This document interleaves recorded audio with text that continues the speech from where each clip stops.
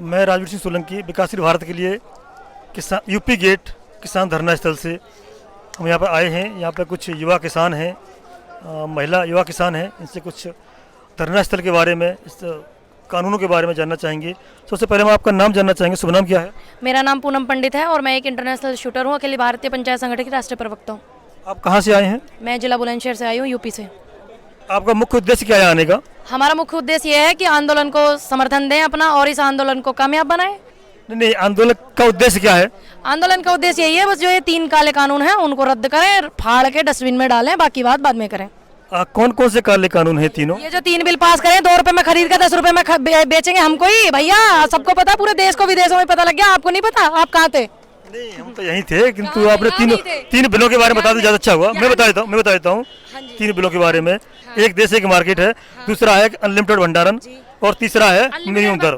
मेरी बात सुनिए, अनलिमिटेड भंडारण कहाँ करवाना चाहते हैं?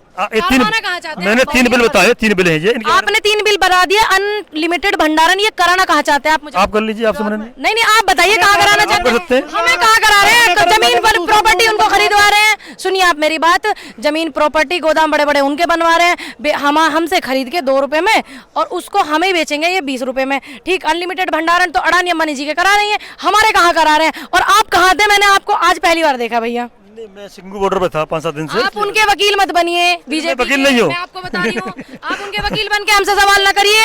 किसान के सहयोग में आए हुए हैं। आपकी आवाज को वहाँ तक पहुँचाना चाहता हूँ, ये मेरा उद्देश्य है। मीडिया का जो स्तंभ होता है, चौथा स्तंभ होता है, तो मीडिया का क्या काम है? चटोरी मीडिया जो और है उनकी तरह ना करिए, अच्छी बातें कीजिए और बीजेपी के वकील ना बनिए। नहीं, बीजेपी के वकील बिल्कुल नहीं है, साफ साफ बताते हैं। भंडारण आपका मैंने नहीं कहा, कानून में यही बताया मैंने तो आपको। नहीं तो करा तो उनका रहे ना भैया, हमारा तो करवाते, हमारा तो इतना करवाते। मैंने 3 कानूनों के नाम बताए सिर्फ आपको। आप मेरी बात सुनिए, हमारा कितना करवाना था उनको?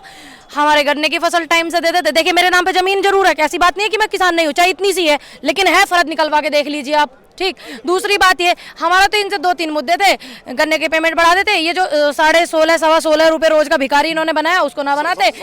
ठीक है, जो भी है 17 रुपए कुछ पैसे, 16.5, मुझे इतना मैंने काउंट नहीं किया। ठीक है, उसका भिखारी हमें ना बनाते, मिड डे मील बंद करवाते, बढ़िया से टीचर स्कूल में रखवाते। अगर किसी को नहीं पता, ये आपने सूटर हाथ का पहना हुआ, अगर इसकी बुनाई नहीं पता, सरकारी स्कूलों में जाके देख लो। ठीक है, तो इन सब चीजों को ये बंद करें, अच्छे से हमारी फसल के दाम वाम लगाएं, इन बिलों को हटा के फेंक दे, फाड़ दे। सरकार ही कह रही है, मैं नहीं कह रहा, सरकार ही कह रही है। हम अच्छे काम के लिए कानून लेके आए। क्यों लेके आए? हमसे पूछा? उनका ये कहना है कि जब कंप्यूटर बिल आया था, जब कंप्यूटराइजेशन हुआ था, मेट्रो आई, तब विरोध हुआ था। आज और के बाद रह नहीं सकते हम।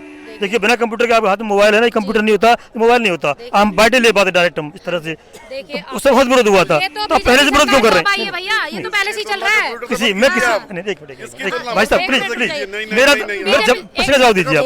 बीजेपी सरकार कब आई?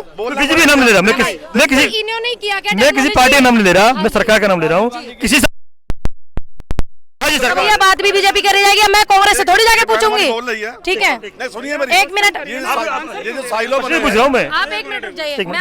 मेरा प्रश्न सिंपल ये है कि कोई भी कानून आता है तो विरोध होता है। हो सकता है वो कानून, सुनो, पहले विरोध होता है, क्योंकि कई बार ऐसा होता है कि वो कानून बड़ा अच्छा निकलता है आगे चल के।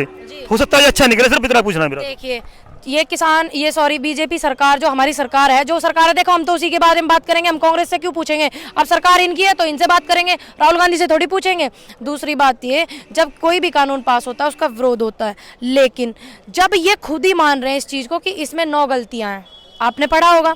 ठीक है, आप काफ़ी मुझे वकील लग रहे हैं उनके, तो पढ़ा होगा आपने जरूर। ये 9 गलती मान रहे हैं, हम 12 मान रहे हैं, बचे कितने? 3। तो क्या बचा उसमें? कुछ नहीं, फाड़ कर रद्दी में फेंको, फिर बाद में बात करो। नहीं, सरकार हो सकता है ये हो, हम चाहते हैं कि सरकार ऐसा ही करे, इन कानूनों को वापस ले और आप लोगों की जीत हो, हम भी चाहते हैं इसको। मैं एक बात बताऊं, देखो ये कानून कब लागू हुआ, ये वाला? आप बताइए, आप उनके वकील हैं। मैं वकील नहीं, गलत कह रहे हैं आप। हुआ ना जुलाई में, जून जुलाई में, ठीक है, लागू हो गया। अब देखिए अडानी अंबानी जी के इतने बड़े बड़े गोदाम जो बन रहे, वो 2017 में बन चुके थे। इसका मतलब उनकी सलाह से हुआ है सारा काम। हमने विरोध कब किया? जब हमको इसका पता चला। ठीक है, हमने इसको अपने बड़े बुजुर्गों से समझा, जाना इससे क्या नुकसान है, क्या फ़ायदे हैं, हमने इसका विरोध तब किया।